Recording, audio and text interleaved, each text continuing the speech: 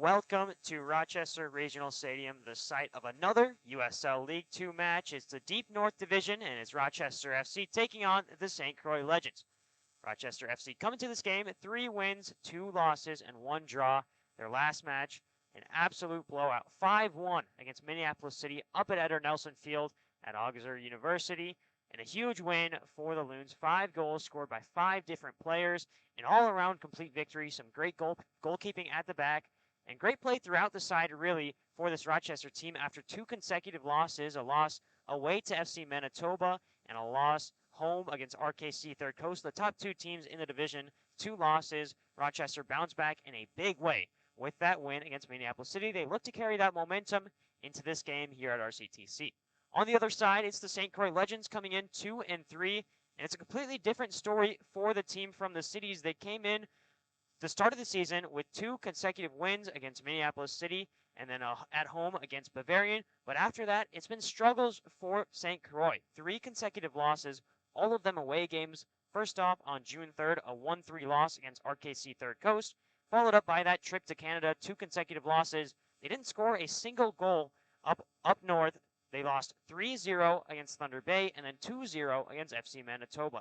So they'll look to respond in a big way here as they return to America to play away at Rochester. And it's been a lot of away games for this St. Croix side. In their first 6 games, they played 5 away games, including this one.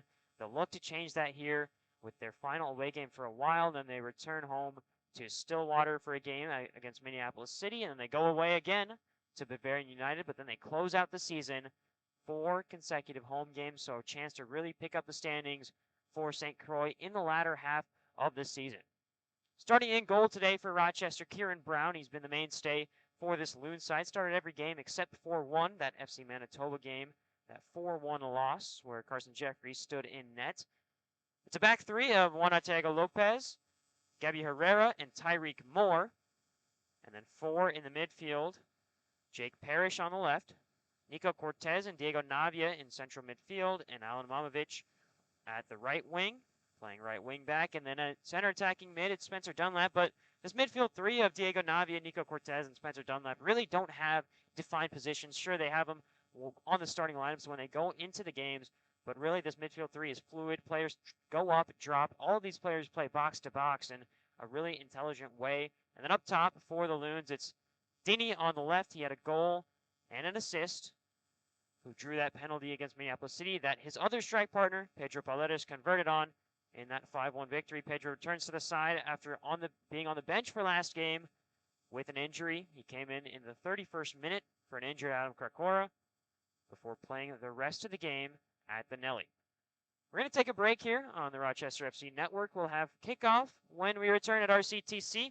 I'm Arnaud Pokrell, and you're watching the Rochester FC Network.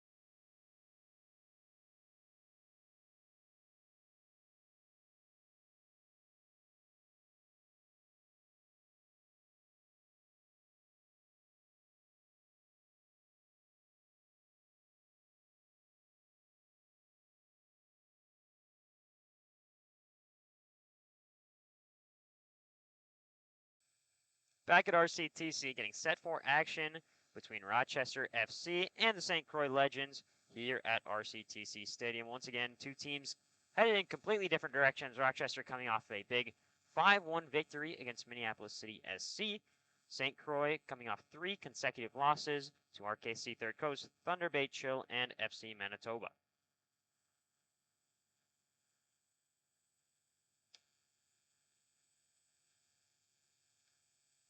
"75 degrees at kickoff today. It'll hang around there for most of the game, maybe get a little bit cooler as we head towards the second half. Probably around 70 degrees is where we'll finish the game at, so it'll be it's a good day for soccer. Let's put it that way. No wind. The wind's very minimal today here at RCTC. Flag hangs down, and it's going to be Diego Navia to kick this one off for Rochester.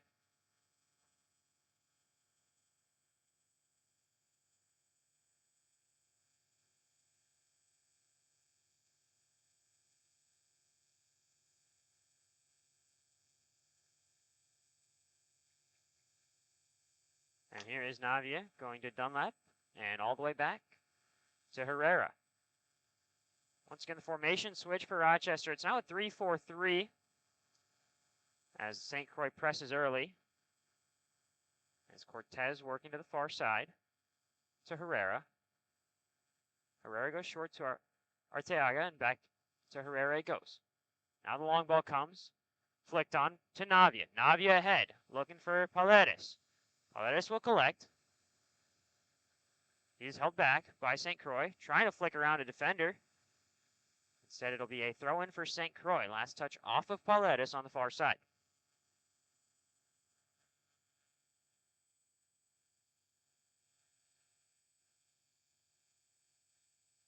Here's St. Croix working back to the goalkeeper, Wesley Sanders. Pressure coming from Rochester. St. Croix passed out of it well.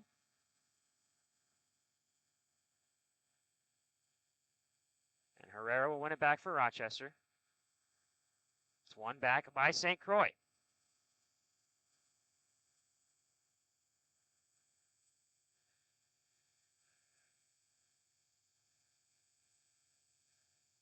Chance to break for the Loons.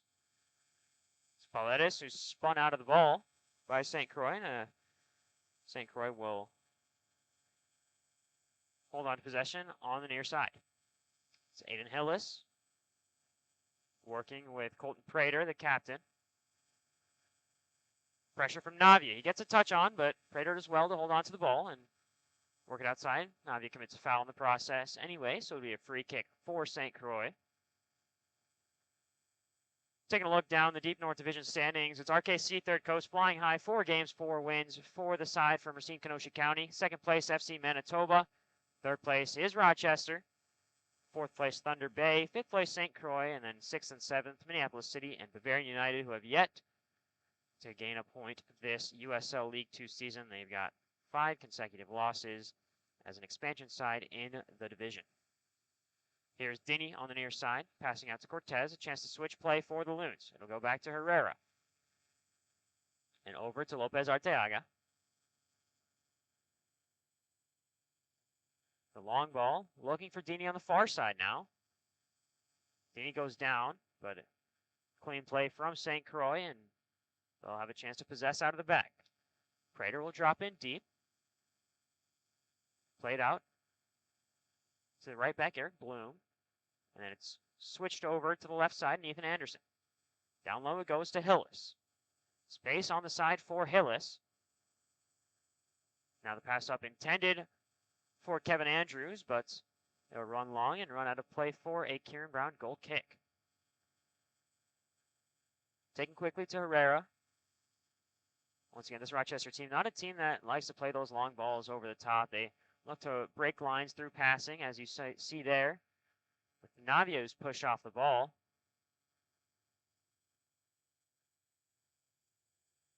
And that formation switch has really helped them possess out of the back. First game they tried it out in was that 3-0 loss to RKC, but Coach Narvaez is sticking with it. And reaping the benefits with that 5-1 victory against Minneapolis City. Here's Herrera to Dunlap, who goes all the way back to Brown. And over to Moore.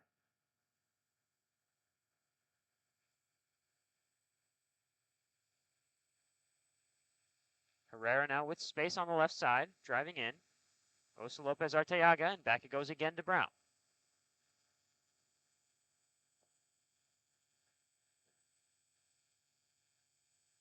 Tyreek Moore down to Imamovic, and Imamovic back over to Brown. Moore and Herrera have been two mainstays in this back line for Rochester, as Herrera plays that long ball over the top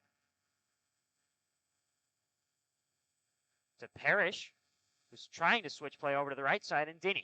Dini's going to get there, but he'll run past him. A bad touch there on the near side from Dini, and a throw in deep in the defensive zone for St. Croix. But as I was saying, Moore and Herrera, two players that have played in just about every match.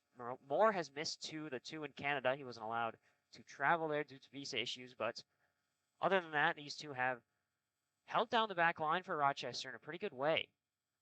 And then switching to that three-back allows Juan Lopez Arteaga to come into the mix.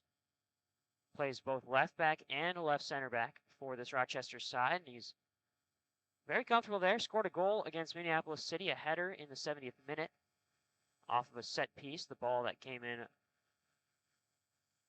from Paredes off of a free kick at the near post. Arteaga turned that one in for his first goal of the USL League 2 season.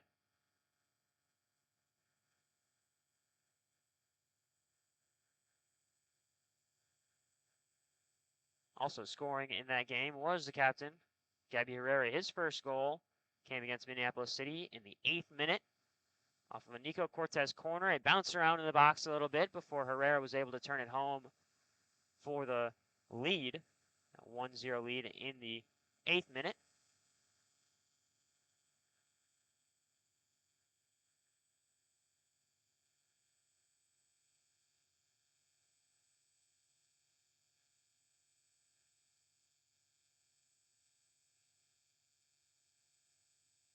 On the far side, it's Paredes drawing a foul, so free kick upcoming for Rochester. They'll take it quickly back to Cortez.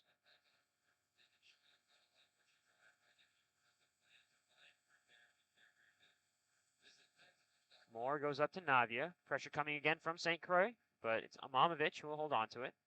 Go back to Moore.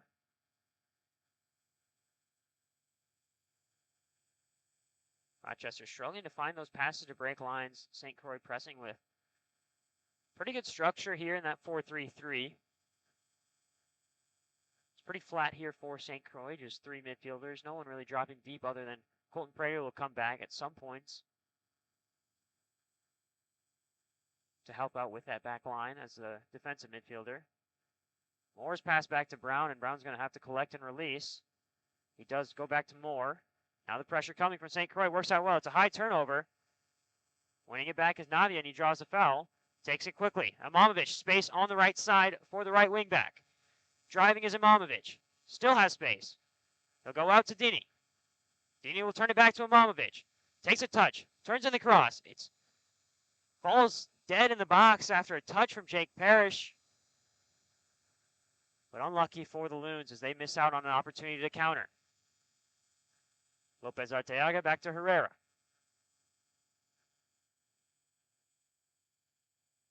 Moore trying to break lines to Dini, but touched away by St. Croix, and a chance to break for the Legends. Herrera getting in the way. That's Nathan Donovan in that battle with Herrera, and Imamovic will throw it into Navia. Back to Imamovic it goes. Looking for support, has it in Brown. Over to Lopez Arteaga.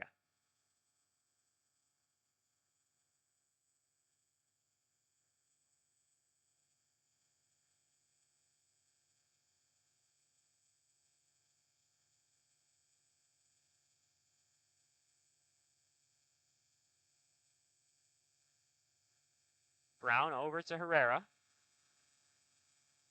Up inside to Cortez. Now dropping in deep is Parrish. Letting it run to Dunlap.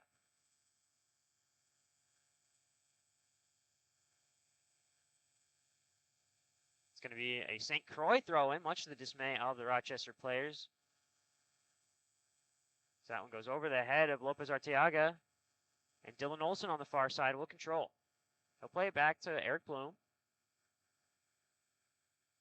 Push out a play by Dunlap.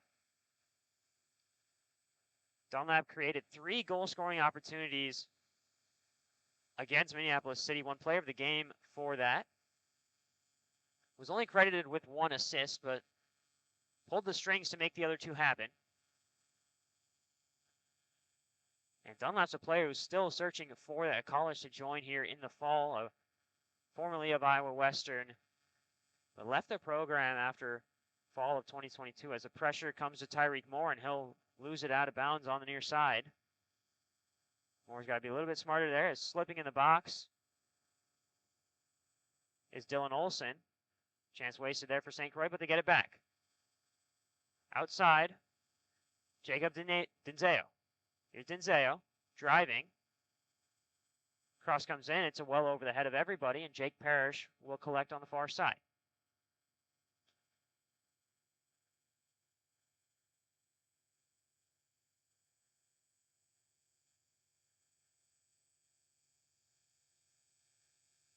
There's a long ball looking for Pauletis. He looked like he was in an offside position anyways, but St. Croix clear away.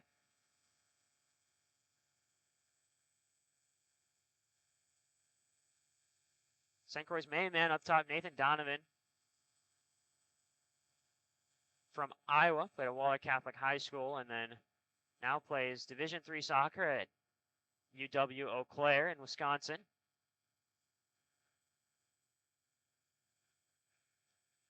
Brown finds Cortez. Cortez will go all the way back to Moore.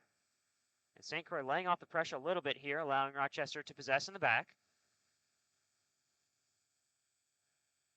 Maybe a little bit too soon there, as they had applied pressure pretty well early on. They forced a couple turnovers from Rochester deep in the attacking zone, just weren't able to turn it into anything offensively. But they'll lay off here and hold their pressure back to about the 25-yard line on the football field. As now they bring the pressure, and it goes back to Brown. Moore, back to Brown it goes. And over to Herrera. Herrera's looking for the long ball. Here it comes. Trying to break lines with Navia. Pauletis will fall on it and try and play it over the top to Dini.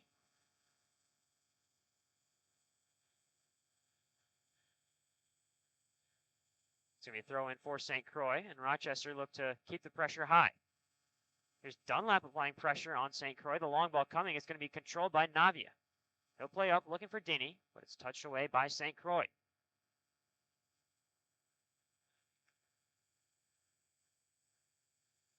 Space inside for St. Croix.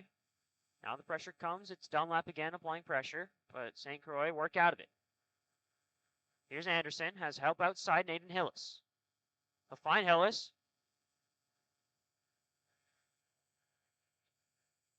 And it's going to be an early yellow card for Alan Imamovich. Studs up into a slide tackle. A dangerous tackle there from Imamovich, and he'll be booked at the 13-minute mark for Rochester.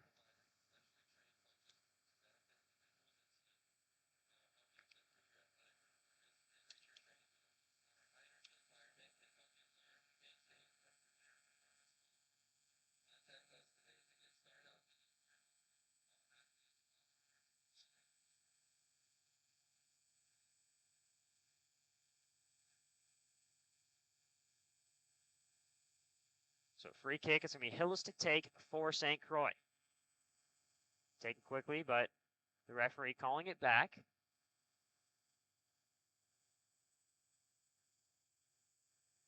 And now Dunlap makes his way up top. This Rochester team really fluid. Dunlap's moved up to striker. As there's a pass through. Good work from St. Croix. Good passing inside, but the final pass a little too long.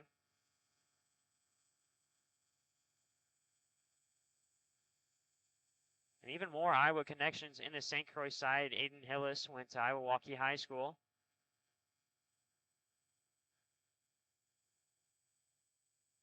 As there's a bad pass back from Rochester, but able to get out of it is Navia. He'll go outside to Lopez Arteaga.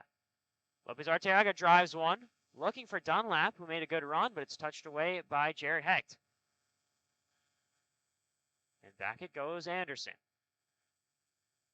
Anderson trying to break the lines, and does.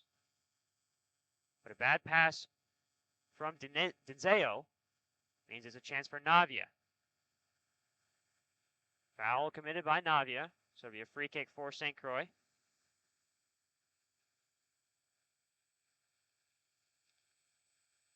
Denzeo, one of the youngest players, not just on this St. Croix team, he's by far the youngest on this St. Croix team, but probably one of the youngest players in the division as an 05, playing in the midfield. He wears number 66 for the St. Croix side.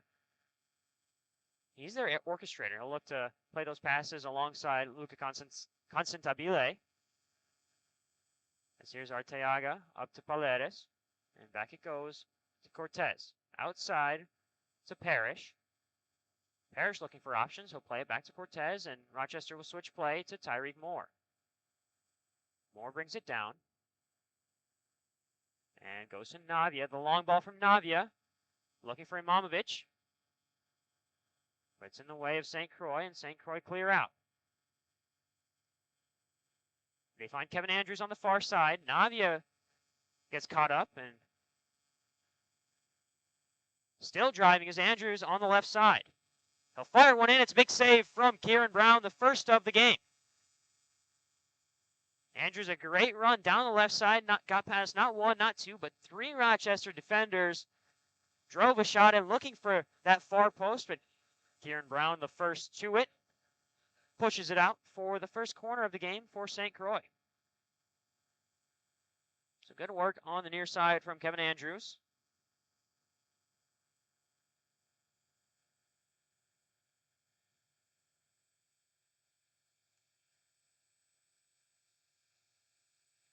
Here's a corner, headed away by Rochester. They're going to say it's going to be a goal kick for Kieran Brown.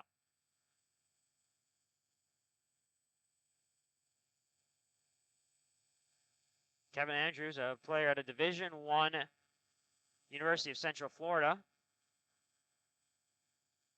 but he's from Minneapolis, Minnesota.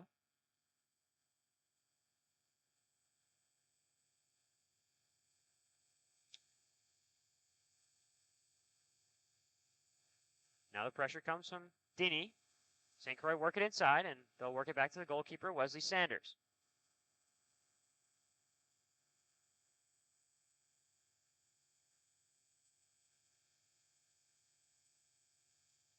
Sanders from Urbandale, Iowa. Played at Gustavus Adolphus College, one of the top 7 teams in D3. Played alongside one of Rochester's USL Academy players, Rivas Pena. Put 2 assists in the last UPSL match. A 2-0 victory over Deportivo U2 FC. And Pena, although he's not in this USL League 2 side, a very, very important player as a freshman for Gustavus. Played in just about every game for Gustavus Adolphus, as Kieran Brown and Tyreek Moore possess out of the back. It's over to Herrera.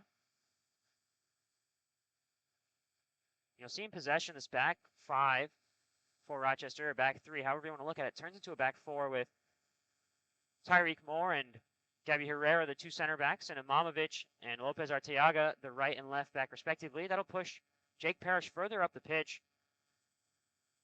A natural left winger or center attacking midfielder. He played a lot of center midfield for UW Green Bay, where he played his first collegiate season last fall.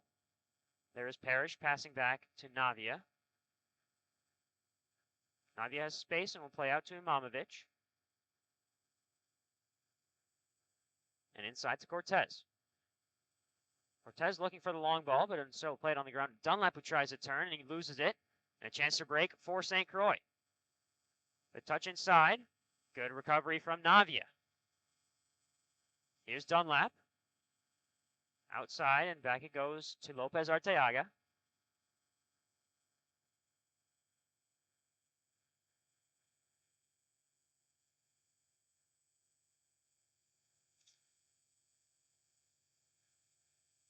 Moore's long ball. Looking for Imamovic again, but it's headed away by St. Croix. St. Croix work well. Nathan Donovan going back into the midfield, and outside it goes to Dinzeo. Dinzeo loses possession, back to Moore. And Moore finds Navia, who's got space now to drive. Navia back to Moore. And Moore will work it outside to Imamovic. Imamovic will go back to Brown.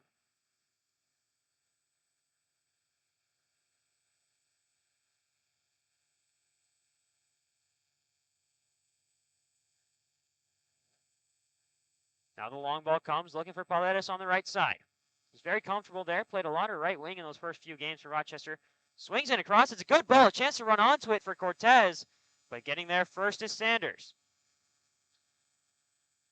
Positive from Rochester is Paredes swings in a ball with the left foot, a curling cross looking for Cortez, but it runs just long and into the path of Sanders.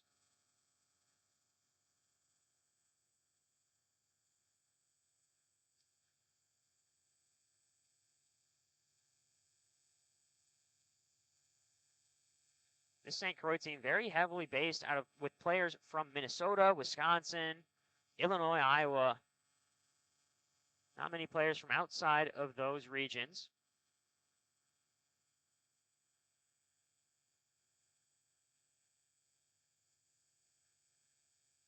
Contrast that with Rochester, a team that's got players from not just different regions in the States, but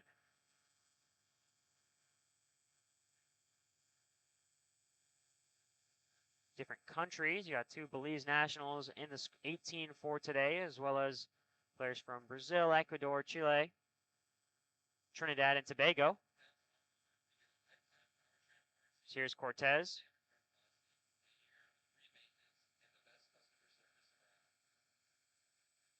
Over to Imamovic it goes. Now the free kick comes from Imamovic. It'll be back to Brown.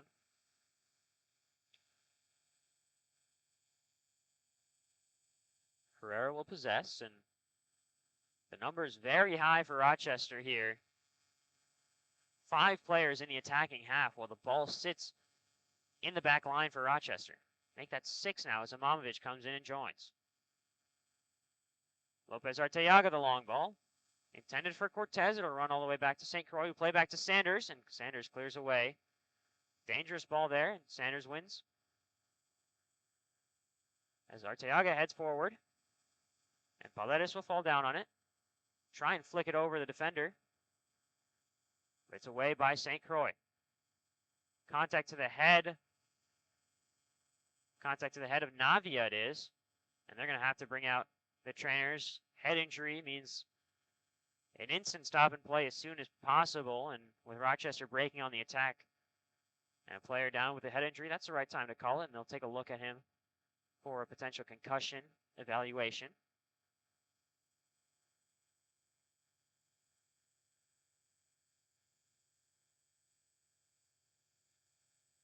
And again, with keeping local, the St. Croix team, what they've done really well is get a lot of different players from the same colleges, UWEC, Eau Claire, as well as St. Thomas, Gustavus, St. Olaf. A lot of players from those universities coming and playing for the St. Croix team. So it's a bit of familiarity that they have with each other. They're able to use those connections that they built throughout the collegiate season and instill those connections, instill those values that they come from college with into this USL League 2. It's a reason why they were so successful to start the season, because they've already established those connections that most teams are making in those first few games. The team's slowly figuring out the St. Croix team. In the last 3 games, they've only scored 1 goal while conceding 8. It's going to be a drop ball here, and Rochester will play it all the way back to Moore, whose ball is long, looking for Dunlap. Dunlap will bring it down with his chest.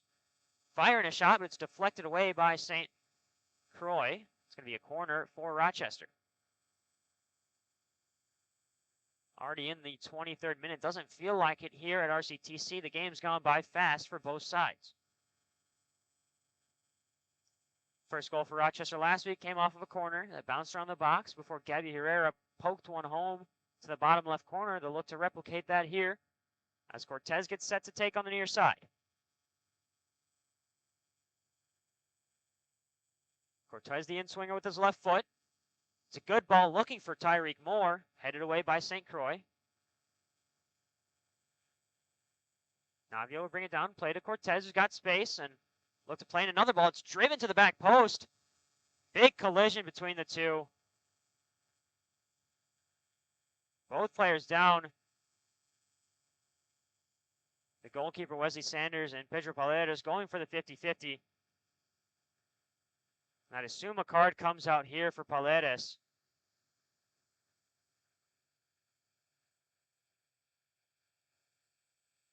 As the referee waits by for Pedro Paredes to get up.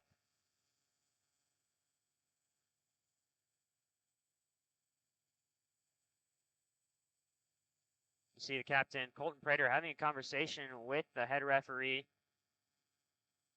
trying to explain what he saw, and what we saw up here was Paredes go almost studs up right into Wesley Sanders' midsection. Sanders gets up first. He comes out the better of the two.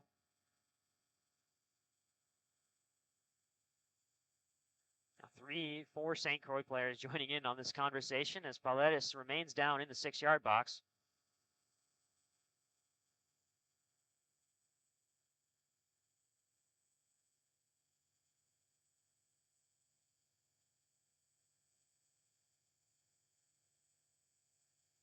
Sanders is up and moving very gingerly, the St. Croix goalkeeper, trying to walk off the paint here inside of his own 6-yard box.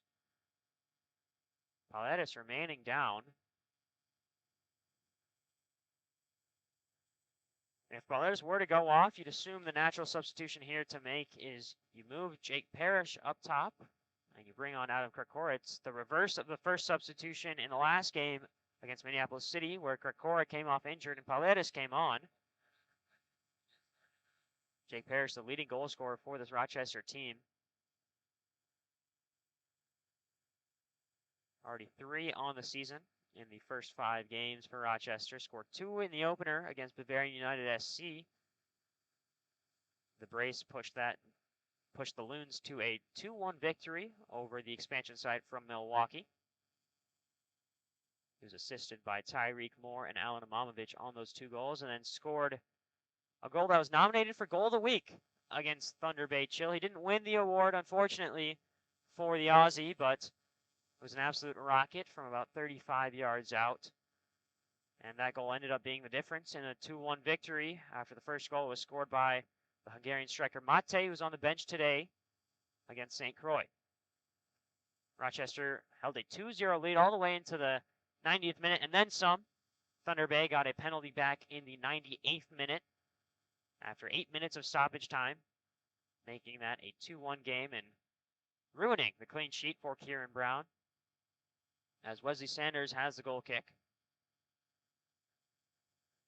They'll push his players forward. And Prater will come inside and drop for him as he will receive the ball. Here's Colton Prater, the captain. Into the back line he goes, looking for options as pressure comes slowly from Dunlap. Now it's outside. Jake Parrish gets a touch on it, out of play, so it'll be a throw-in on the far side for Eric Bloom.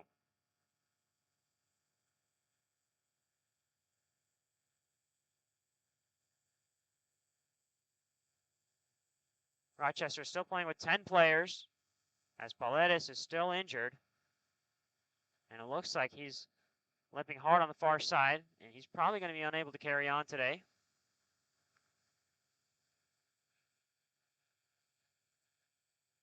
Here's Dini with a chance. A turnover from St. Croix, but he scuffs the shot. Opportunity there for Rochester, but a chance to break here. They've got numbers. St. Croix working far side. Kevin Andrews. Kevin Andrews driving on Tyreek Moore onto his left foot. The shot saved from Kieran Brown and cleared away by Rochester.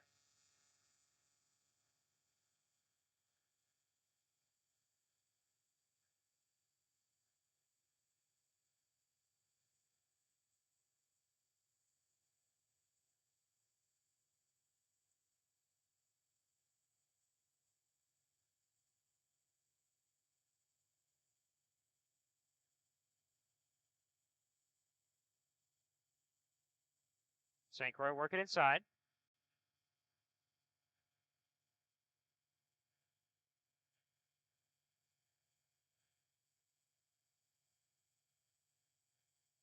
Now inside, big clearance from Lopez Arteaga.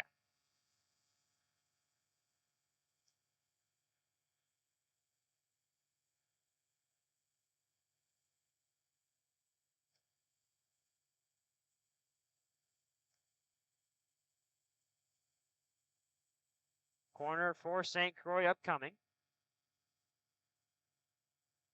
Their second of the game. St. Croix whip one in. It's long. He's headed over to the back post, and he'll run out of play.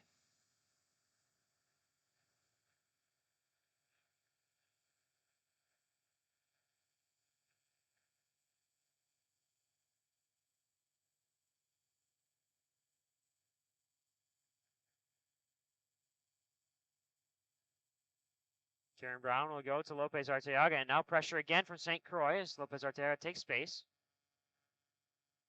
Worked up to Ramos, who subbed on for Paredes. So not the substitution we were expecting, but it's Javon Ramos, who assisted a goal against Minneapolis City last game, coming in for Pedro Paredes, who subs off.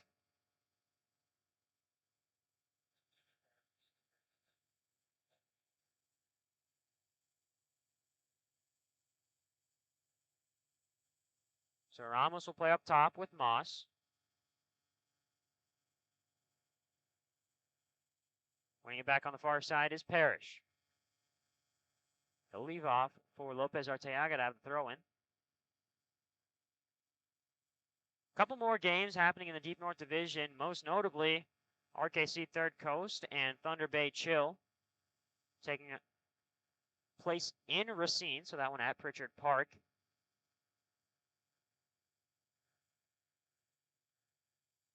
Some more action as well as Bavarian United take on FC Manitoba tonight. We'll try and keep you updated with those games as we get updates here in the booth in Rochester.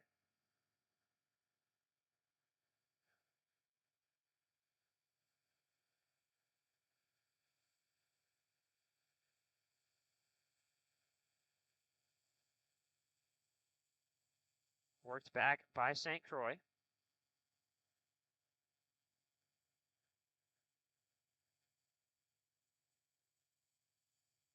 So Rochester already forced into one substitution as Ramos comes on for Paredes. Forced off due to injury after that hard collision with the St. Croix goalkeeper Wesley Sanders. So here's Brown.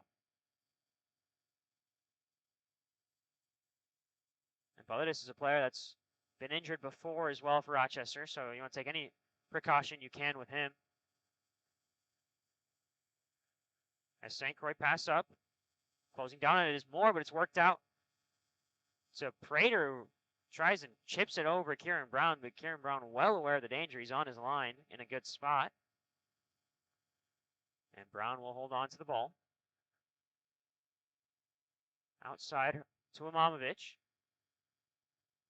Inside Navia. Looking for Lopez Arteaga. And back to Herrera, who's pressured hard by St. Croix, and it'll fall all the way back to Brown. Brown steps forward to Navia. Navia looking for options. Instead, will play it back to Moore.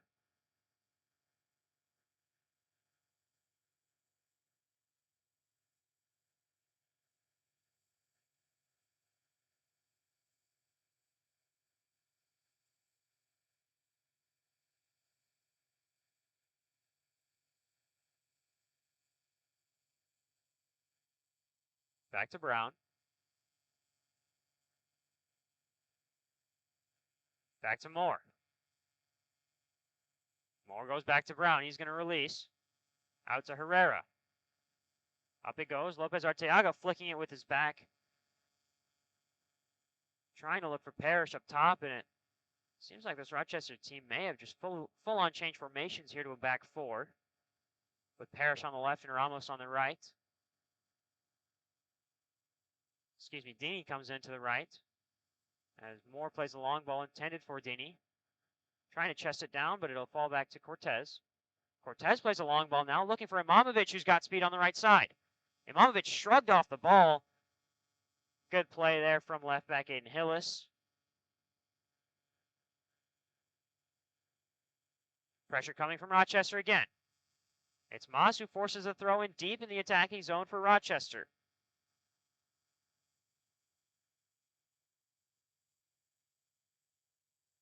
Dunlap plays it out to Navia. Navia will hold on to possession for Rochester with a pass back to Moore. Moore over to Herrera. Pressure coming from St. Croix. Herrera dribbles around. Plays out to Navia. Trying to turn. Instead is forced back to Moore, who will go all the way back to Brown. Rochester dominating possession. We don't have possession stats up here, but if we did, it'd be pretty heavily in favor of the Loons, but unable to find anything offensively.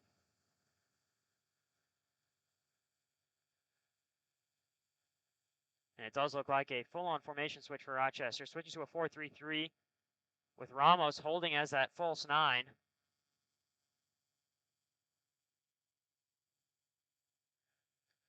But Imamovic allowed a lot of space up on the right side. Dini's pass to nobody there for Rochester, and he tries to win it back. Oversteps Kevin Andrews, who turns well. Working inside, Nico Cortez will come up with the ball for Rochester and play it around to Herrera.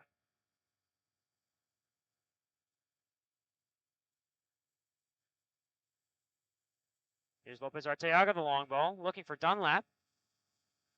Trying to force a mistake out of the St. Croix center back, and it's Lopez Arteaga who draws a foul. It's a yellow card shown to Luca Contestabile for St. Croix for kicking the ball away towards the net.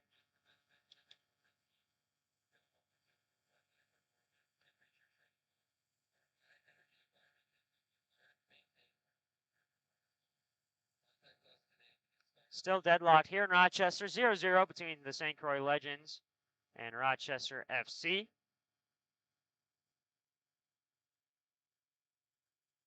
Free kick for Rochester, played quickly to Ramos, who goes back to Cortez. Now the ball over the top to Parrish. Parrish brings it down well. He'll try and swing it across, but it's deflected by St. Croix. And away to Moore, who heads forward. Moore's header only as far as St. Croix's midfield. And a chance to break again for Andrews. He's been their danger man on the left side. Found a lot of space when Imamovic hangs up the pitch for Rochester. Over to the left side. Inside, Contestabile, who just got a yellow. And St. Croix do well to work the ball forward, but it's Herrera who will have the opportunity to clear it out, and does. Headed down by St. Croix, but a chance to turn here for Dunlap. Dunlap will play out to Imamovic.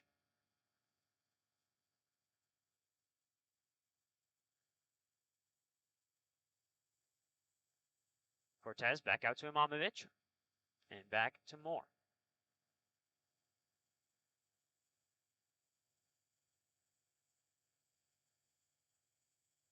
Here's Herrera inside to Cortez, and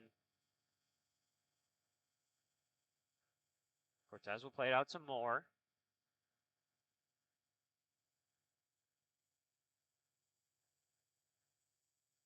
Herrera given space, and he'll take it. Now we'll find that pass up to Ramos, who's trying to touch it back to Dunlap. Contact in the process, but chance to break for St. Croix again on the counter. Ball over the top. Kieran Brown alert to it first, and he'll roll out quickly to Imamovic. Imamovic has tons of space here on the right side. He'll play a long ball looking for Javon Ramos. Ramos has speed. He'll get there. He shrugged off the ball, and it's going to be a foul here. A free kick upcoming for St. Croix. A yellow card shown.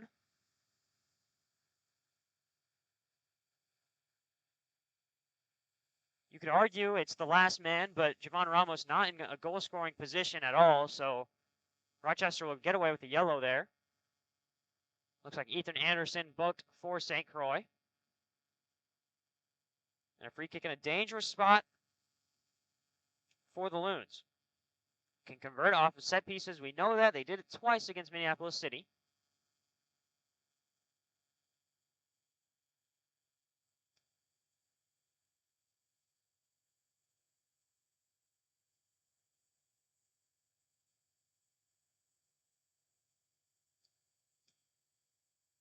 It's going to be Cortez to take with that left foot of his that also takes the near side corners. It's just about 10 yards away from that corner spot and a little bit more upfield. So a dangerous opportunity here for Rochester with the in-swinger. 5 minutes left in the first half, and really hasn't been much other than a small stoppage in play as Paredes collided with the Rochester St. Croix goalkeeper, Wesley Sanders. But other than that, it's been pretty even between the two sides. Chances for both ends as Cortez rips the ball to the back post. Arteaga heads forward. It's tipped over the bar by Sanders. St. Croix players unhappy with that call, but it's pretty obvious that Sanders tipped the ball over, and Dunlap will head to the far side to take.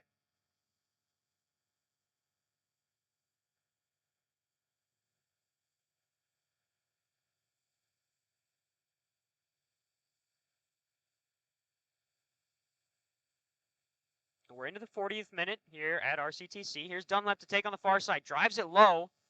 Cleared away by St. Croix, and he'll get another chance. He's not happy with that ball.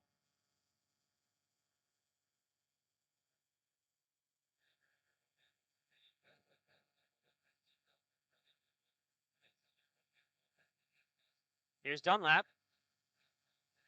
Headed through, but tons of contact in the box. Body's flying left and right, but it's out to Cortez. Cortez will swing it in. It's a driven ball. It's touched away by Sanders.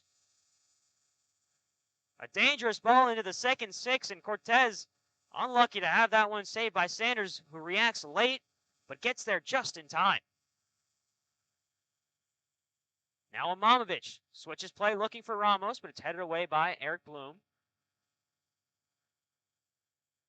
Last touch by Rochester on the far side with Dunlap, so it'll be St. Croix throw in on the far side. A couple good opportunities there for Rochester as they look to turn up the intensity here in the final 4 minutes of the first half.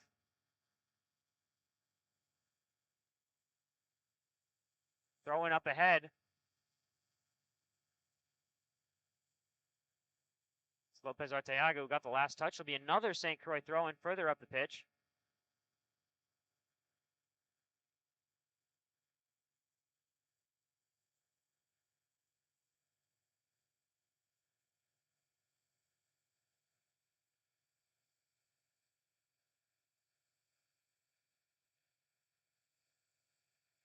Contact as Lopez Arteaga fell down and brought down a St. Croix player with him.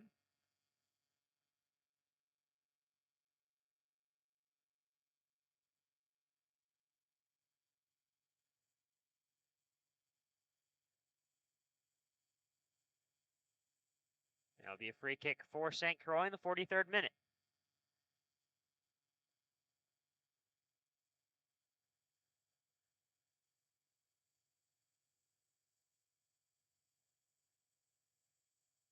Two-player wall for Rochester. Bodies in the box for St. Croix.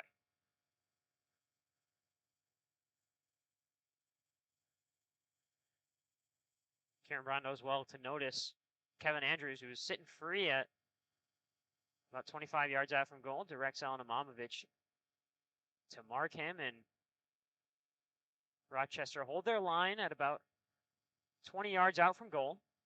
Ball comes in. It's a good ball. Cortez touches away. Second clearance away by Arteaga. It's high and a chance to run onto it for Ramos. Ramos will get there, try and keep it in play, but it'll bounce over his head. So it'll be a throw-in for St. Croix.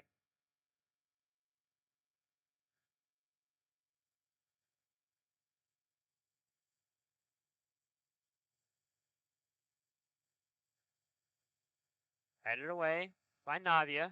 Dunlap trying to bring it down, and does. He'll head it forward. Contact to Ramos. It's another free kick for Rochester.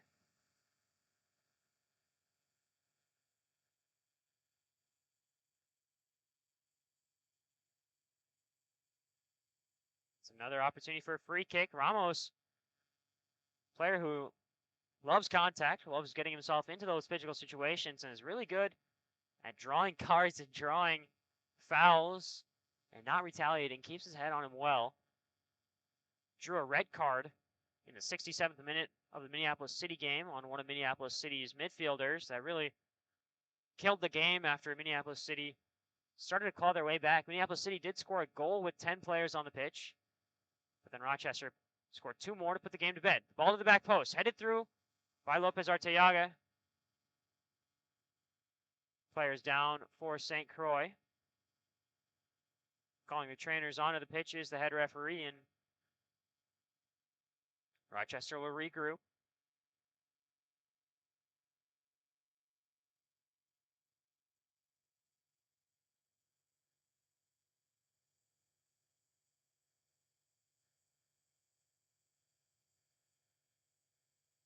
Deadlocked 45 minutes into the game. We've got a decent amount of extra time coming with injuries and stoppages in play for Cards already in the first half.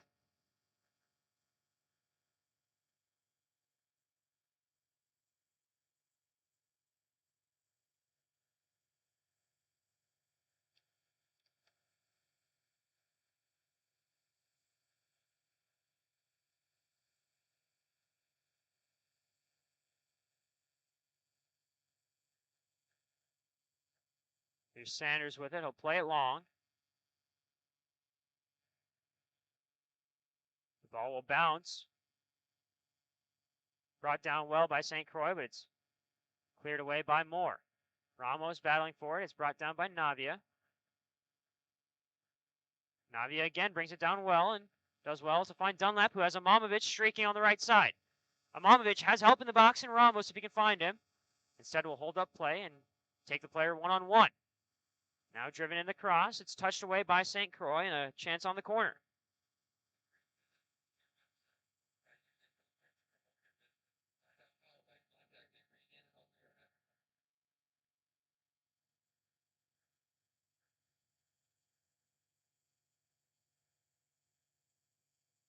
So we're into extra time in the first half. It's Nico Cortez who lines up the corner for Rochester.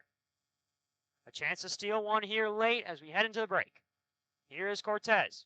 Lifted in. Back post. Looking for Arteaga. Headed away by St. Croix. And now St. Croix with a chance to break. Good pass up. Dylan Olsen now on the far side. Warren Moss there defending well. And Amamovic clears away. Out of danger. It's cleared back by St. Croix. And Amamovic will let that one run out of play on the far side.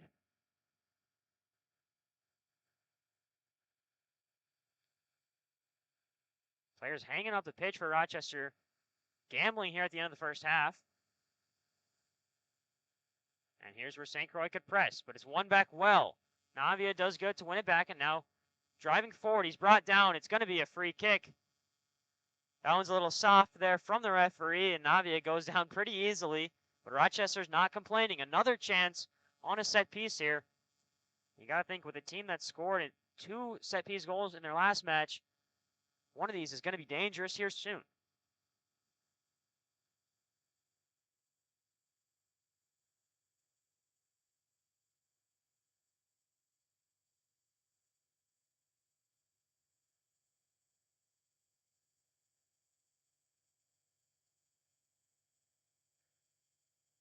Here's a free kick from Cortez. Driven in, near post, looking for Lopez Arteaga. One back. Gabby Herrera flicks forward. Falling over the ball there is Jake Parrish, and St. Croix can break. Numbers for St. Croix coming. They're flying up the pitch for the Legends. Far side, Kevin Andrews. Ramos back defending. Touched away. Crucial intervention there from Amamovic, and now it's a corner on the far side for the Legends.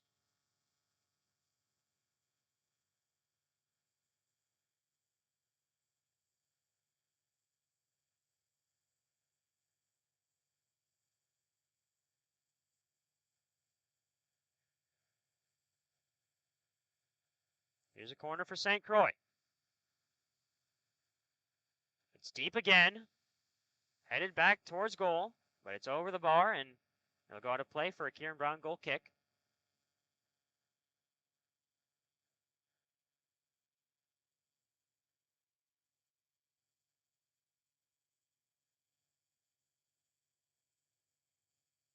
And there's a halftime whistle 45 down, 45 left here at RCTC Stadium. It's 0-0, deadlock between the two sides, but the chances are flying.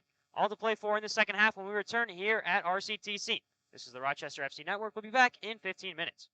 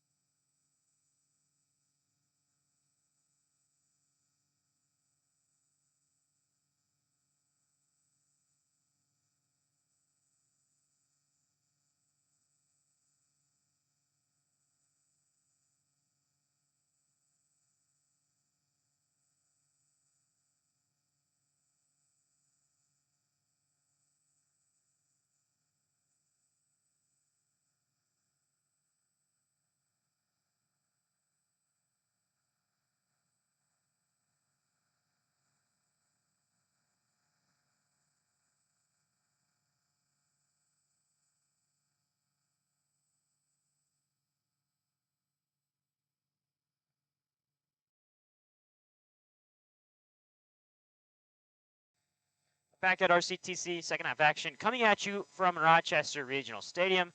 0-0 the scoreline so far between St. Croix and Rochester. Chances flying for both sides as we get set. St. Croix will start the second half with the ball. It's going to be Nathan Donovan up top, the product from Iowa. Plays at Eau Claire. Getting things started between the two sides, and we're underway with 45 left in the game. Rochester going back to the 5-3-2. We saw them close out that first half in the 4-3-3 with Ramos dropping in that false 9 position, but they like to go back to the 5 back, and here's the long ball from St. Croix. Headed away by Lopez Arteaga. Parrish working with Cortez. Parrish's second pass is deflected, and a chance to break for St. Croix. Numbers forward for the Legends, but it's Tyreek Moore who touches away for Rochester. Navia out wide to Dini. Dini's got space on the right side. Has his Belize teammate in Ramos who he's looking for, and Ramos will get there, but not before St. Croix does, and Wesley Sanders clears away. Headed away by Imamovic into the path of Dini. Dini brings it down, but is pushed off the ball by St. Croix, and it'll fall here for the Legends. Tyreek Moore goes up and wins the first header. And then Imamovic will clean things up for Rochester. It'll go back to Kieran Brown. Saw a lot of this in the first half where Rochester would just be content to pass it around the back, try and search for the openings. St. Croix pressed very organized, and Rochester struggled to break the lines effectively. They had to play those long balls a couple of times. It's not something that Coach Narvaez really wants to do with this Rochester side. As here's Parrish. Out of play off the Legends, and it'll be Rochester's throw-in with Lopez Arteaga. Looking forward to Ramos. It'll find Ramos, who's got speed, working against Jared Hecht. Hecht wins the battle there. Looks to distribute. Instead, finds Nico Cortez for Rochester. Cortez does well to keep the ball in play, and then forces it off of St. Croix to win a throw-in for the Loons.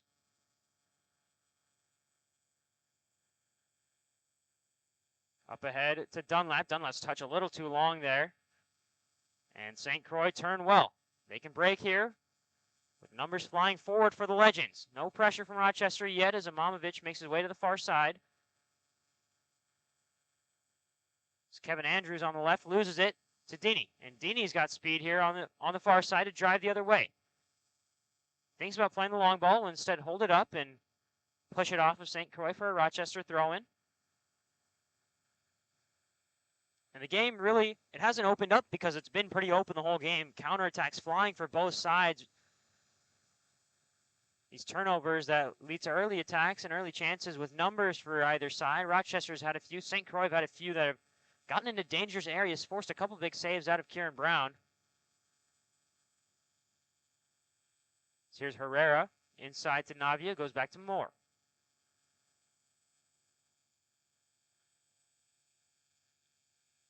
This three-back really allowing numbers to get forward for Rochester. Parrish and Imamovic both make their way up the pitch. As the through ball looking for Dunlap, it's a little too long there from Lopez Arteaga. But a good run from Spencer Dunlap, finding himself in space for the center attacking midfielder. Here's St. Croix breaking the lines. Touched back. And cleared away by the Legends. Headed up. A chance to run onto it for St. Croix. Brought down well. Lopez Arteaga comes in. Contact, but Lopez Arteaga gets the ball first, and it's a crisis averted for Rochester.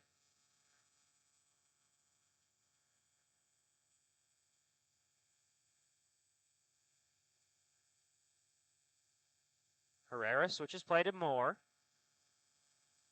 And outside to Imamovic. Imamovic looking for options. Will have to play it back to Moore. And Moore turns around and plays it back to Brown. Pressure coming slowly from St. Croix. They're creeping further and further up the pitch. Here's Lopez Arteaga. His touch, kind of wayward, not really with any intention. But Rochester won it back well. A chance to turn and break for Ramos. He'll turn to his right foot and play out to Imamovic. Imamovic has speed now. He'll touch it out to Dini on the right side. Chance to cross it in. Instead, we'll cut it back. Here's a shot, but it's right towards the goalkeeper. Easy save for Sanders.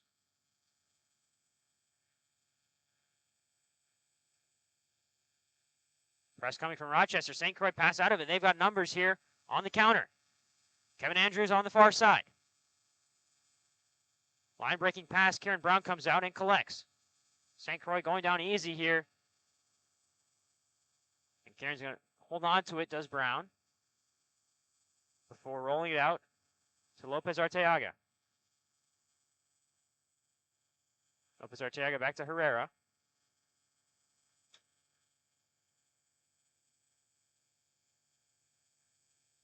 Here's Moore.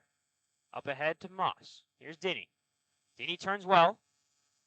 Glides past two defenders and finds Dunlap. Dunlap has options. Playing the through ball, looking for Dinny on the return. Instead, it's all the way back to Wesley Sanders. Parrish on the near side. Frustrated with that one. He was wide open on the left side with tons of space, and Dunlap had tunnel vision for the return pass to Dinny. Ball clipped over the top for St. Croix. Running onto it is Andrews. Working against Tyreek Moore. Moore stands up well, but Andrews gets past him. Driving down the line. Big touch from Moore. It's going to be a corner for St. Croix. So Moore gets beat, but then recovers well. Forces a corner out of the side from the Cities.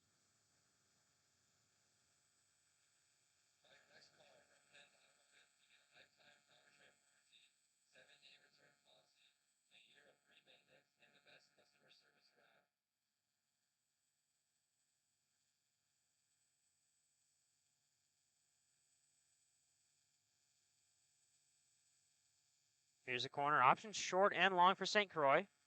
It's a good ball in. Kieran Brown comes out of his box but misses. Rochester lucky that the header went wide.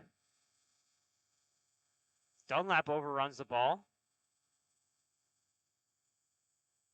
Here's Colton Prater driving, trying to get past Parrish, but instead will play it back and hold on to possession. The long ball from Bloom. Intercepted by a few Rochester players, but the clearance goes back to St. Croix. Cleared away again by Rochester, and a chance to break early for Dinny. Dinny's pass up to Ramos, trying to break the lines, but it runs just a little too short for the sprinting Ramos. I think Ramos was a few steps offsides, just barely. If Dinny makes that pass about 2 seconds earlier, he's onside, but nothing comes to fruition for either side so far. Oh, an errant pass there from Sanders, and deflecting off of Dinny, but it goes right back into the hands of Sanders. Wesley Sanders playing with fire and got away with one there, and it's a chance to turn and break for Dylan Olsen. Olsen 1-on-5, and it's Rochester went out. A late call, though, for a free kick, and it's going to be a yellow for Navia. So a dangerous free kick opportunity here for St. Croix. Navia picks up the second yellow for Rochester. First one came from Imamovic early on in the first half.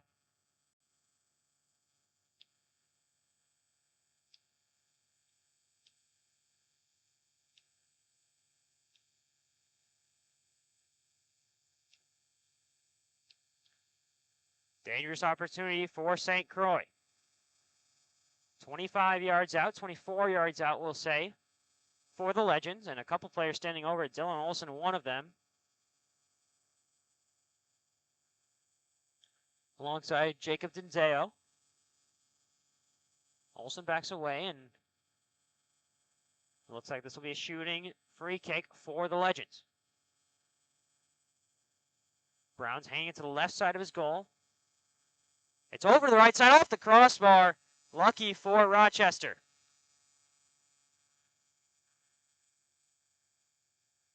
If that one gets down from the center back, Jared Hecht, that's a beauty of a free kick, and Kieran Brown was not stopping that one. The crossbar saving the Loons.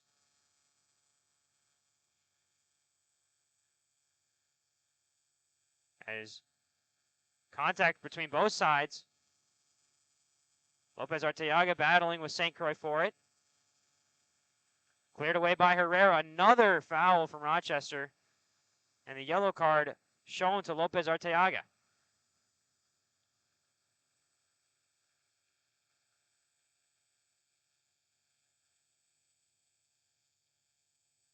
So 3 yellow cards now for Rochester. Lopez Arteaga and Navia getting ones in back-to-back succession.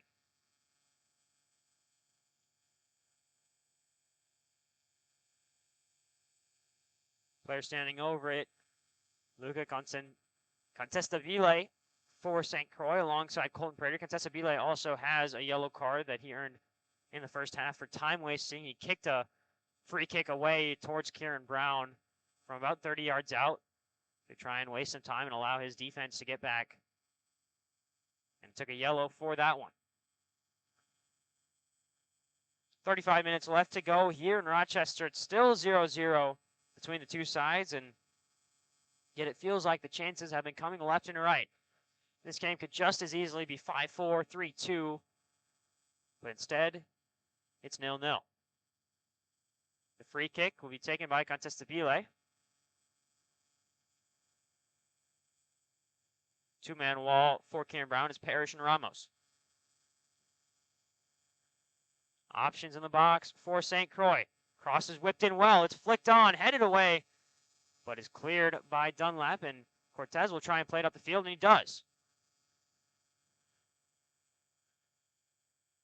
Touchdown by St. Croix, and played back to the back line, and they work it out to the left side. Inside they go. Cleared away by Lopez Arteaga, but it's off of St. Croix, but eventually getting the clearance away for Rochester. As Navia clears away, looking for a flying Krakora.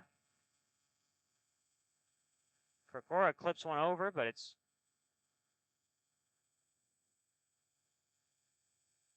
into the hands of Sanders. Krakora subbed in. Presumably at halftime, we haven't had a substitution break yet for Jake Parrish. So Kieran Brown will come out and collect.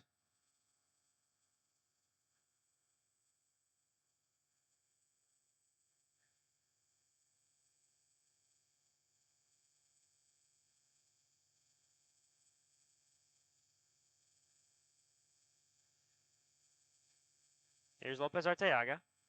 Excuse me, that's Herrera. Herrera dribbling in space, has tons of options, and will play out to Imamovic.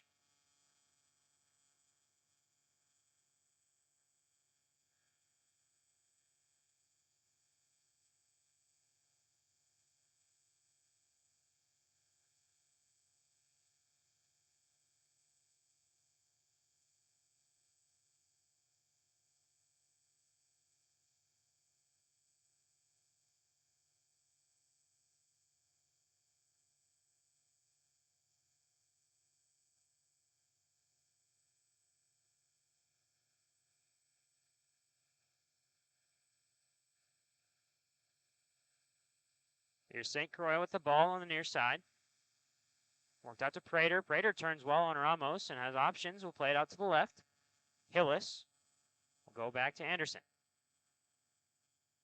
Anderson drives one low. It's a good pass to Prater, who made his way up the pitch. Sliding in is Prater. Winning it back is Krakora.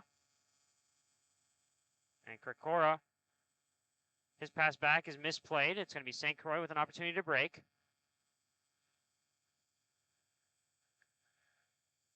Players colliding, but St. Croix retain possession. Now Lopez Arteaga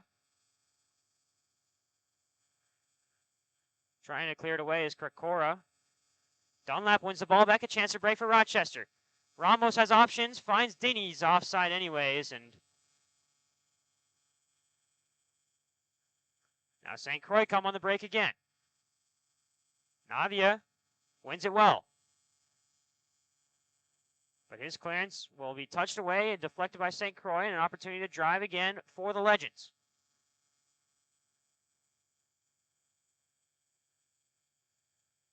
Cross comes in from St. Croix. It's cleared away by Herrera. And now to play on the far side. Be a throw-in for St. Croix. Taken quickly, and it's inside of the box and worked out by St. Croix. It's back out to the left. Another opportunity for a cross here for the Legends. Headed away by Herrera.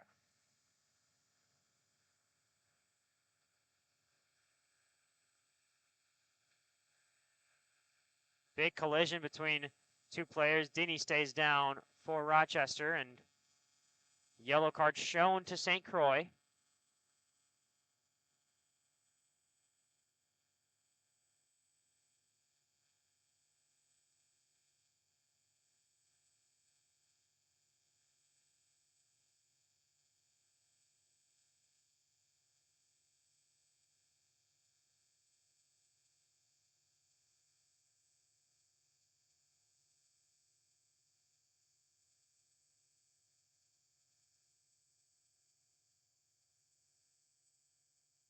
Free kick for Rochester will be taken back to Herrera.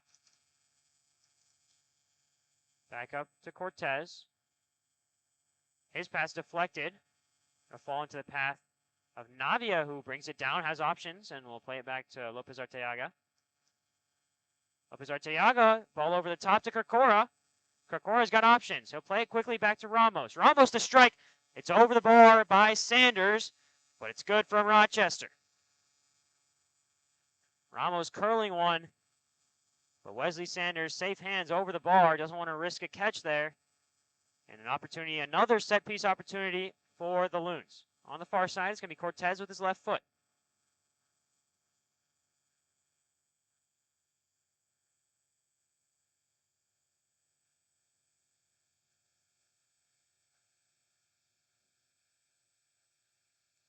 .30 minutes left in this game.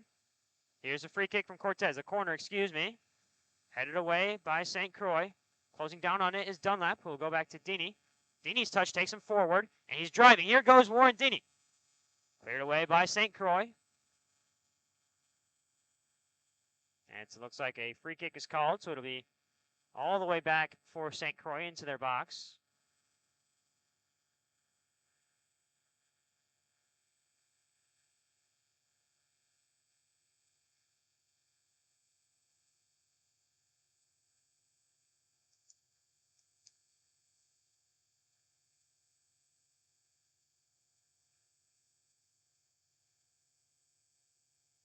And confirming that yellow card is on Colton Prater, the captain of this team. So two midfielders already with yellows for St. Croix. Luca Contestabile got one in the first half. Now Colton Prater gets one in the second half. They're the only two yellows. Excuse me, there's another yellow as well for Ethan Anderson. That happened in the first half for St. Croix as Rochester misplay a pass. And it's a chance to break for St. Croix. Kieran Brown well out of his box.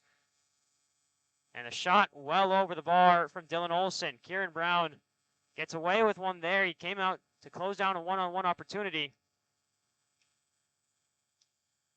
And looks like there was a substitution planned, but no one making their way on for St. Croix.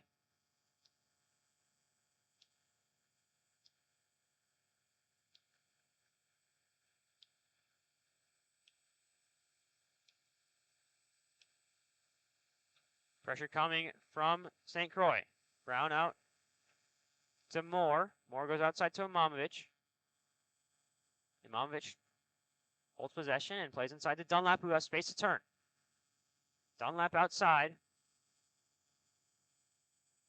Up ahead looking for Dinny.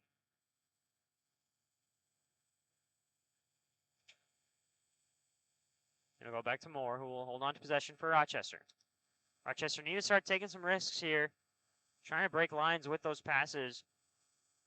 They want to push forward into the attack. They've played most of the game in their own defensive half with possession, just passing around the back. Here's that ball over the top, looking for Lopez Arteaga.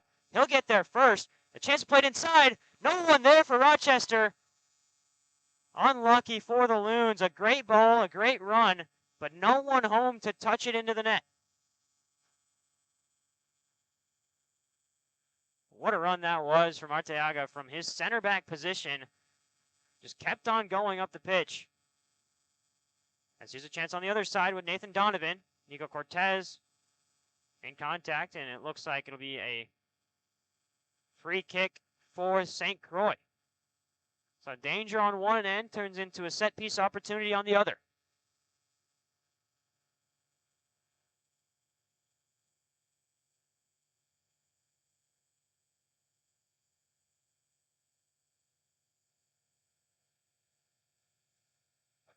An update in the Game that's very important for the Deep North Division. Thunder Bay Chill traveling to Racine, Kenosha County. They lead at half, 1-0 against the division leaders who are undefeated so far. A Thunder Bay team that Rochester did beat away in Ontario, 2-1 that game. Goals by Jake Parrish, Mate Canieres, and Thunder Bay's lone goal scored in the 98th minute off a penalty. But that game, although it went down as a win for Rochester, it was nervy for most of the game. Both of Rochester's goals came on the counter or with a 35-yard shot that had no right going in the net, if we're being honest, for Jake Parrish. Thunder Bay dominated that game up in Ontario against Rochester, and they're a very good side. As here's the free kick to the back post, headed away by Rochester. Only as far as Kevin Andrews on the left side. Andrews defended by Imamovic, trying to get his way past him, but Imamovic holds his ground well. Rochester has already used 2 of their substitution windows as St. Croix drive down the line. That one headed up by Lopez Arteaga. Moore heads away. And it's played back by St. Croix. It's been a good spell here for the Legends. These past 6-7 minutes, they've had their offensive opportunities. Rochester has stood strong defensively.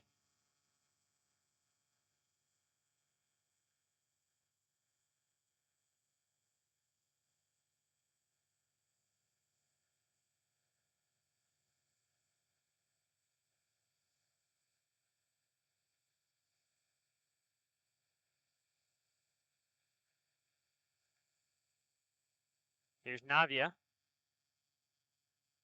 Looking for options, has help in Cortez. Back to Navia it goes. Here's Moore. Long touch from Tyreek Moore. He'll have to play it back to Brown.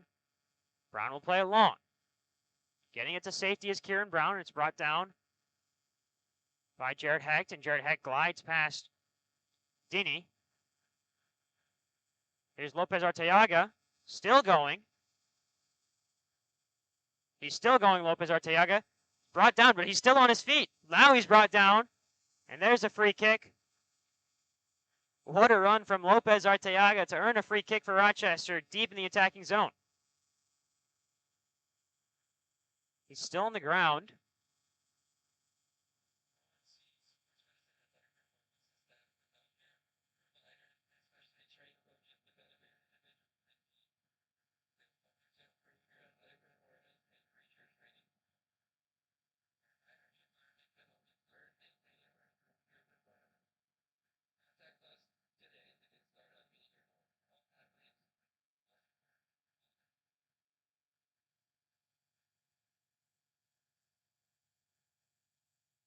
So it's Cortez, another free kick opportunity, another set piece opportunity for the Loons. They've had tons of these in this game. It's kind of been a shock they haven't put a dangerous one in yet.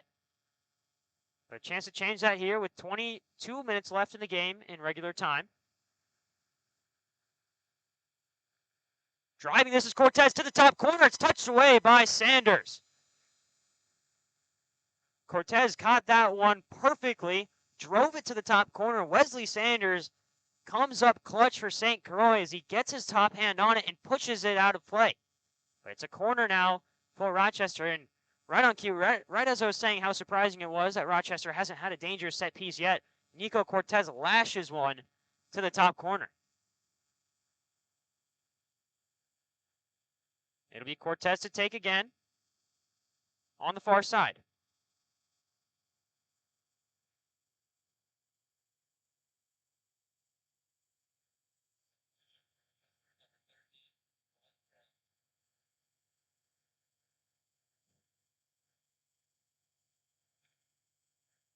So it looks like a substitution for Rochester. On comes number 13, Juan Diego Correa Correña, making his Rochester debut. The young player from Quito, Ecuador. Dunlap's cross. Inside, and it's away by St. Croix. Chance to break for the Legends. They've got 2 numbers against 2 defenders for Rochester. Herrera sticks a leg in. He won't get there. Imamovic clears away finally. It's headed on. And up ahead by Rochester to the far side. Here is Juan Corral touching inside the shot. Oh, big save from Sanders. A chance to make an instant impact in his Rochester debut. And that's Ferris Cholich, making that shot as he moves into the striker position.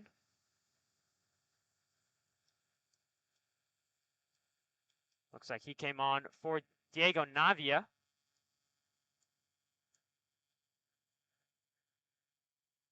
So we get more of these substitutions confirmed.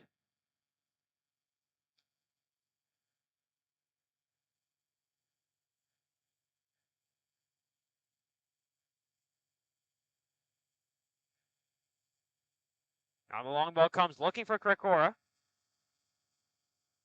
Push off the ball, and it's going to be a throw in for St. Croix. 20 minutes to go in regular time.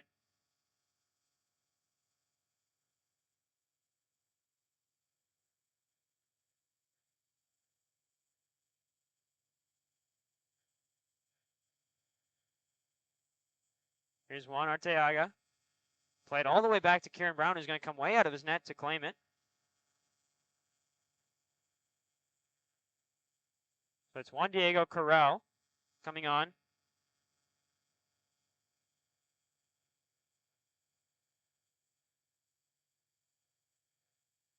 He comes on in place of Alan Imamovic. And then Ferris Cholich comes on for Diego Navia. Nico Cortez loses this one, and it's an opportunity for St. Croix. Clipped into the box of the far post. Touched on by St. Croix, but it's to the side netting. Rochester falling asleep defensively there. Gabby Herrera caught way out of his position, and it's St. Croix who are kicking themselves. They should have probably finished that one. A one-on-one opportunity with Kieran Brown, and instead of taking the shot, Nathan Donovan elected to clip it to the back post. Just have to rip one there if you're Nathan Donovan. You're that close to the box, and have an opportunity to break the deadlock here, and instead he tried to turn provider.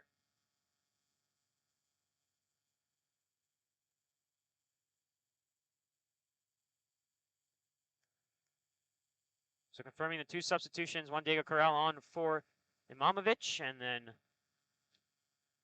Ferris Cholich on for Navia. So that'll shift around the Rochester lineup a little bit more. Cholich, a main striker player. So he'll probably slot in up top and drop either Ramos or Dini to the midfield. As here's Dunlap driving. He'll play out. Lopez Arteaga has options. Tries to drive it long to Cholich. It's cleared away by St. Croix. It'll fall for Herrera, whose header is high, but it's in a dangerous area for the two who have to defend again. Lopez Arteaga sliding in. Will get a touch on it, and it goes to Herrera. Herrera will play up, looking for Cholich. Cholich lets it run. It's a good play from Ferris Cholich. Krakora too fast for himself, and it'll be played back to Sanders for St. Croix.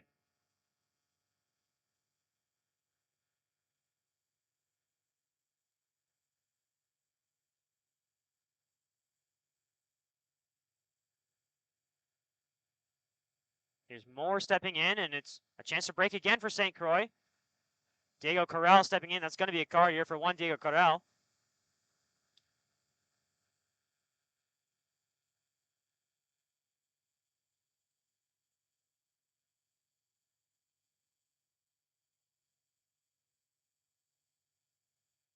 So he gets his first card of the USL League 2 season.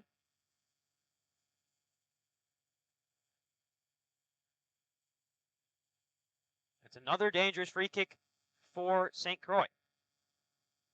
Game still deadlocked at 0-0.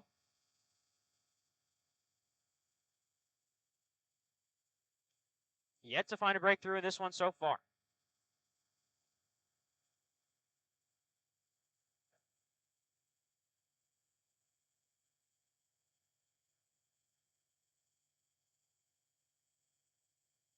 Free kick from about 27, 28 yards out for St. Croix. It's definitely a shooting opportunity. 5 players in the wall for Rochester. It's up and over the bar, and it'll be a goal kick for Kieran Brown.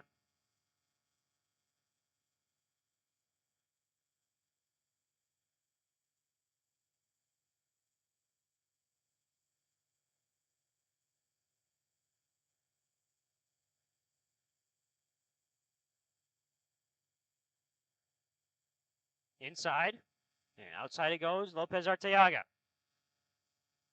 Lopez Arteaga trying to play Carcora and does. Chested down and over to Cortez. Cortez looking for options. We'll play it back to Lopez Arteaga. Now the switch over to Moore.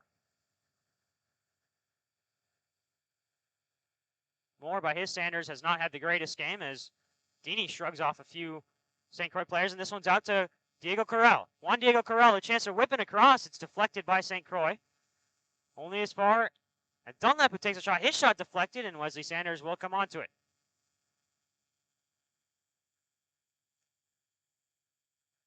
It's crunch time now, the final 15 minutes until we hear that final whistle between the two sides. And well, if a goal happens this late for either side, it's sure to be a killer. In a game that's had so little to offer offensively. There's a shot, and it's over the bar. Well struck from St. Croix, but Kieran Brown not tested on that one. Two substitutions for St. Croix.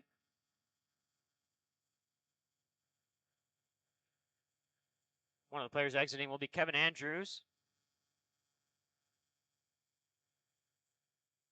Dylan Olson will exit, as well as Luca Contestabile.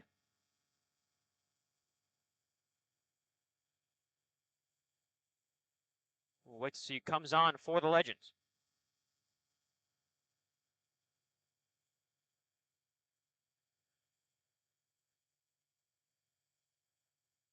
Lopez Arteaga clearing away. Headed down.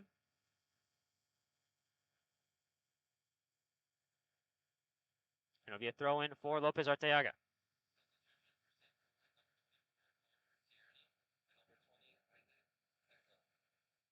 So Isaac Eckroth comes on instead of, looks to be Eric Bloom, not Luca Contestabile.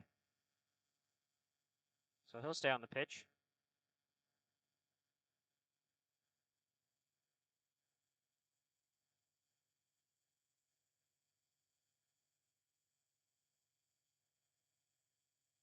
So Eckroth will slot into right back, and Carver Tierney will go up and play right wing.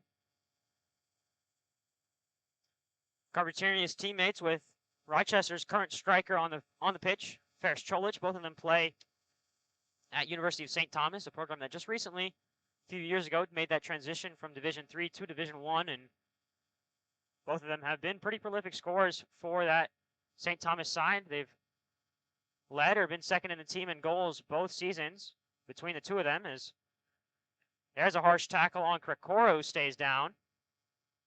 Two players down for Rochester, actually. There's one in the midfield as well. It's Cholich who's down in the midfield, and it's Krakora who's remained down on the near side. Cholich gets up, but Krakora is still down holding his knee.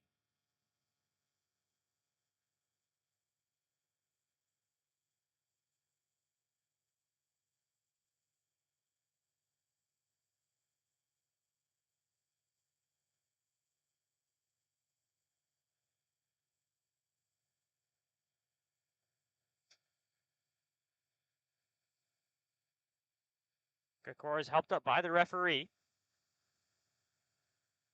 And will slowly limp over to the left side.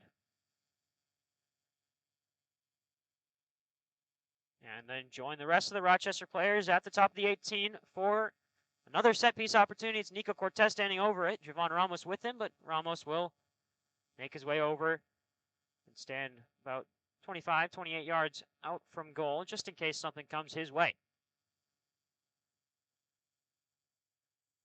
Cortez has put in a couple of really strong balls from set pieces. Here's a chance for another one. It's driven in low. It'll pop out to Ramos. Ramos will head it back over to Cortez. Touched away by Tierney. Instant impact from Carver Tierney as he clears this one away. And Dunlap will have to play it back to Brown. Over to Juan Diego Corral. Back it goes to Kieran Brown. Kieran Brown's touch is a little long, but he'll get there in the end and play it over to Herrera. Back inside to Moore.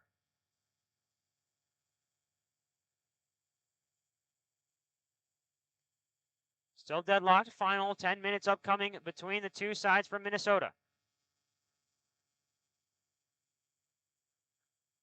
Trying to switch plays. St. Croix, they do it well. Carver Tierney running onto this one. But his touch is too long. He's spun off the ball by Lopez Arteaga, spun off the ball by Tierney, I should say, and it'll be a free kick for Rochester. Tierney will also be shown yellow, so a couple minutes after coming on, Tierney earns himself a place in the books for the card.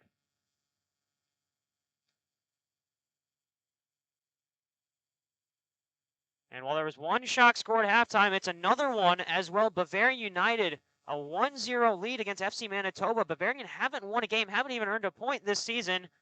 They're 0-5, and FC Manitoba sits second in the table. And Bavarian United lead 1-0 at halftime.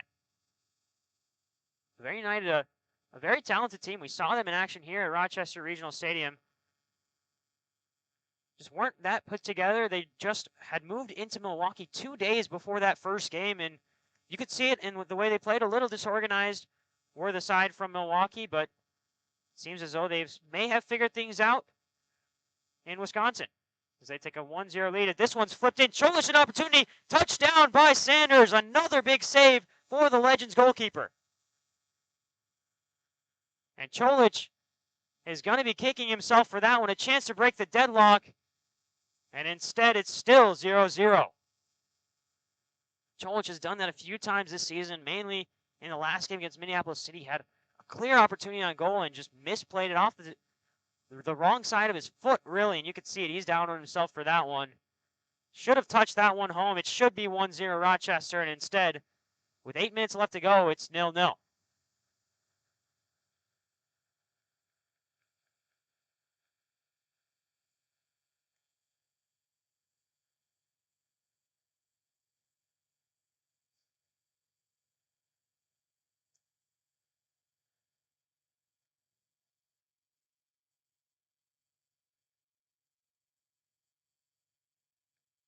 There's Diego Corral stepping in the way.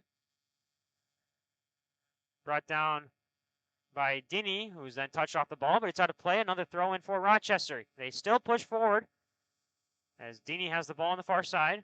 He's turning. Will play to his Belize national teammate in Ramos, who touches over to Dunlap. And it's back to Lopez Arteaga. Lopez Arteaga back to Ramos. Ramos has dropped in deep for this Rochester side, out to Dini. Dini has helped Diego Corral. Juan Diego Corral's cross well over everybody's head, but can Kokora get there? He does. What a touch there from Kokora to keep it in play, and it'll be another throw-in. So Kokora turns nothing into something for Rochester. It's a throw-in on the near side. Here's Ramos, gliding past Tierney. Little flick back to Dunlap, who lifts in across. Trying to switch play to Corral, but it's headed away by St. Croix. Now a chance to break for the Legends. 7 minutes of action left here. Foul called on Cholich.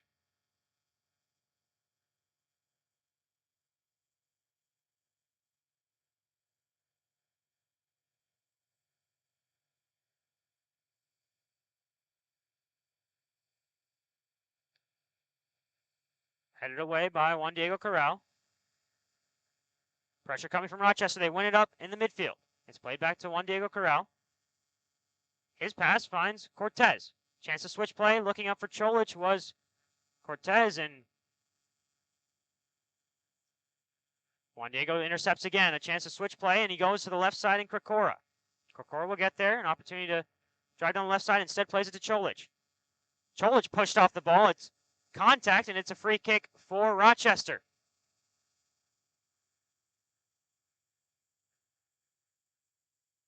Cholich is on the ground complaining to the referee, but it's a free kick for Rochester. Another dangerous opportunity for the Loons late on in this one.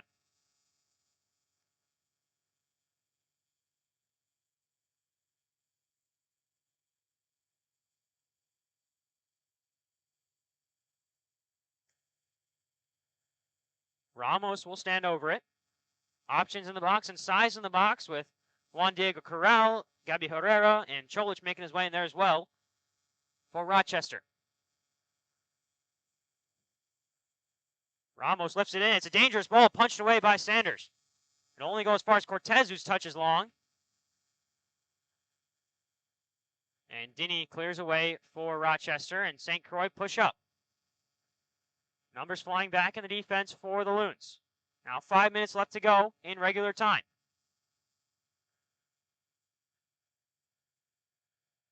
Touched away.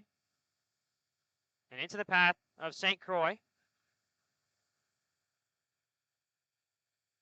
That ball intercepted. Brought down by St. Croix, flicking it forward. It's touched away. Lopez Arteaga is going to get there, and he'll try and clear it up the pitch, and he does. It'll find Cholich, who's pushed off the ball, ducks under it, and a chance to break for Ferris Cholich. Cholich driving, has options in Dini, and Krakor to his left. Here is Dini. Dini driving. Dini gets past one. Lifts in the cross. It's touched in by Cholich, and it's off to the right side. And you got to think, if you're Coach Narvaez, if you have Mate in there at striker, the left-footed Hungarian striker, he's turning that one home. That's his strong foot. It's not Ferris Cholich's strong foot. It's another opportunity missed by Cholich and Rochester.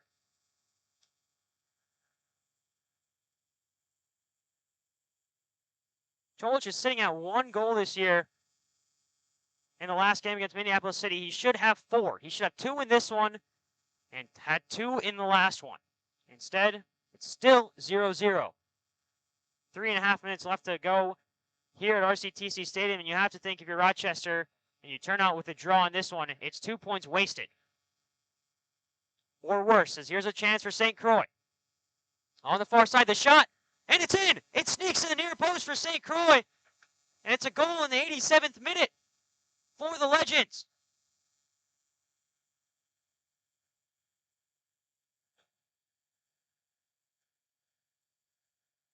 And Rochester, a team that's truly dominated this game, had goal-scoring opportunities left and right, may have just thrown away 3 points against St. Croix with a goal this late in the game in the 87th minute.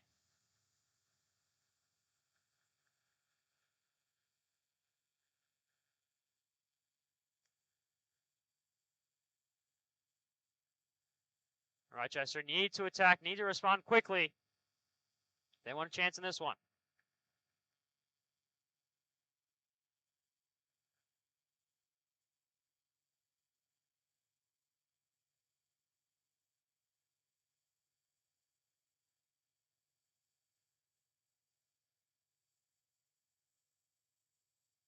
Ramos back to Herrera. Herrera plays the long ball to the far side looking for Krakora. Sanders comes out of his net to clear it. It'll go to Carver Tierney.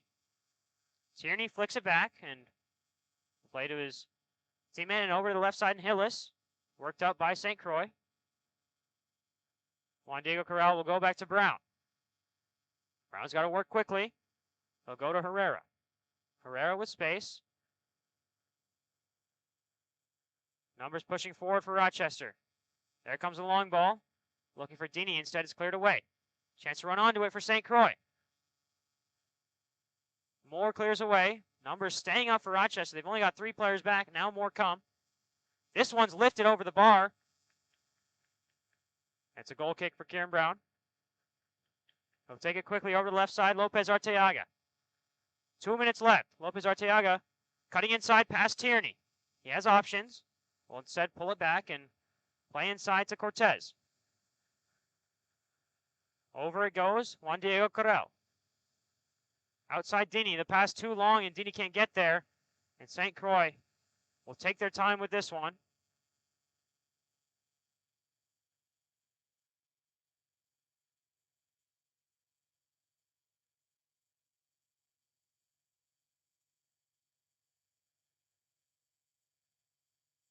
Played back to Herrera.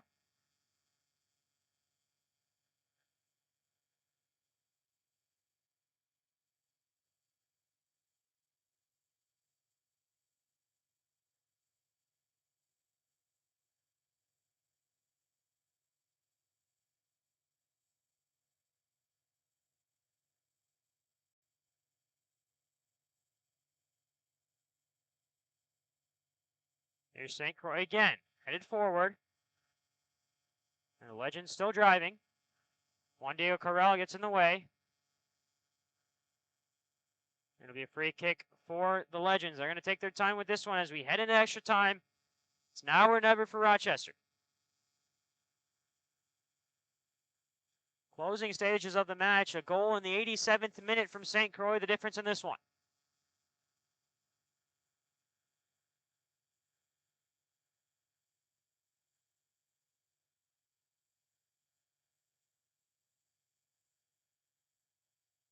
Down to the corner goes St. Croix. Pressure coming from Rochester. It's going to be another throw in for St. Croix on the far side.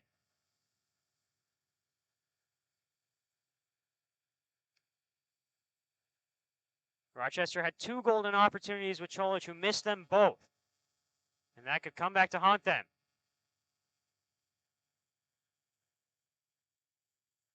It's going to be a throw in for Rochester on the far side. We're going deeper and deeper in extra time.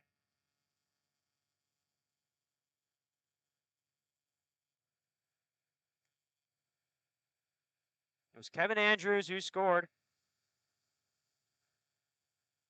for the Legends. Rochester lose it. The Legends push towards the corner again. One back by the Loons. It's Juan Diego Carrell who gets out of a jam, but then losing it again is Rochester. Touched away by the Loons, and St. Croix can push to the corner again.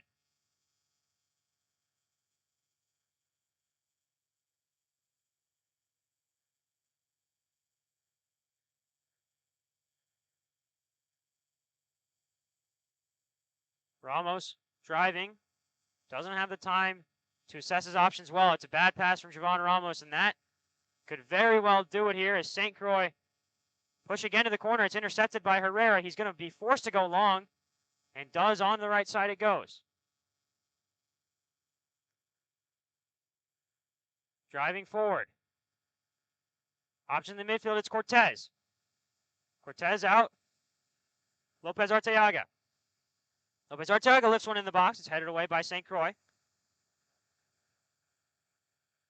Rochester will have to force it in quick if they want a chance at this one. Cholich loses it on the near side.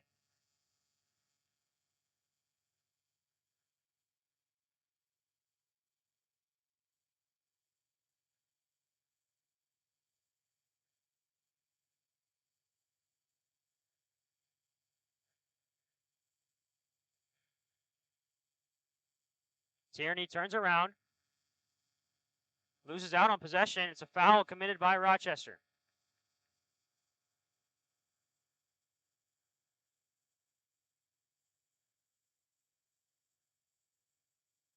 Players congregating around the ball for St. Croix, and they're going to run this one out.